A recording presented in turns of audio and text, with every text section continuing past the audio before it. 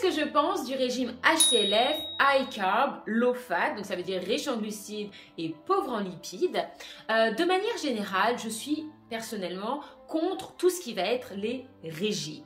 Ceux qui vont vous pousser à privilégier un type d'aliment et à diaboliser un autre type d'aliment. Parce qu'on s'éloigne du coup de l'alimentation que moi je vais plutôt recommander, qui est de manger ce qu'on veut en fait, à hauteur de ses besoins. Donc manger de tout, en écoutant sa satiété, en écoutant ses envies. Des fois on a envie de manger plus de lipides, des fois on a envie de manger plus de glucides ou plus de protéines. Apprendre à écouter son corps. Et quand on va privilégier, là ça va être les glucides par rapport aux lipides, ou quand on va privilégier les protéines par rapport aux glucides, finalement on ne résout pas le problème, on va déplacer un problème et t'en créer un nouveau. C'est-à-dire que peut-être que ton obsession, t'étais obsédé par les sucres, et bien au lieu que tu sois obsédé par les sucres, tu vas être obsédé par le fait de ne pas manger de lipides parce que c'est HCLF. Ou alors si tu deviens vegan, tu vas être obsédé à ne pas manger de viande. Alors peut-être qu'au début tu en aurais envie parce que ton corps en a besoin. Il va y avoir des régimes où il va absolument falloir que tu pèses tes calories. On a la chrononutrition où tu vas absolument devoir regarder la montre. Du coup tu crées une obsession de l'horloge. Mais ça ne résout pas le problème de fond. Tu as une obsession et qu'il faut la régler. Il faut apprendre à manger de tout, écouter ta faim, écouter tes envies.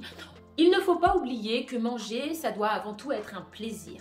Dans ton commentaire, tu me dis aussi qu'on parle d'alimentation intuitive.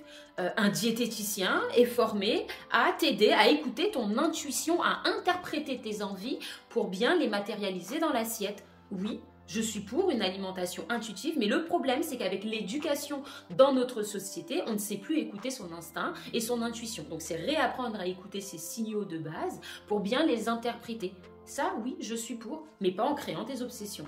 Sans oublier que quand on est végétarien ou végétalien, on ne mange pas de protéines animales, donc on est en carence de vitamine B12 si on ne prend pas de complément alimentaire, parce que la vitamine B12 va se trouver uniquement dans les produits animaliers et la vitamine B12 est essentielle à notre fonctionnement puisqu'elle contribue notamment au renouvellement des hématies, donc des globules rouges, qui est aussi la base de notre physiologie. À partir du moment où une alimentation te force à prendre des compléments alimentaires, personnellement c'est pas vers ça que je vais spontanément te diriger, sauf si c'est ton choix personnel. Par définition, cette alimentation ne te suffit pas, ne se suffit pas à elle-même. Donc je vois pas en quoi sciemment je peux te dire que c'est la meilleure alimentation.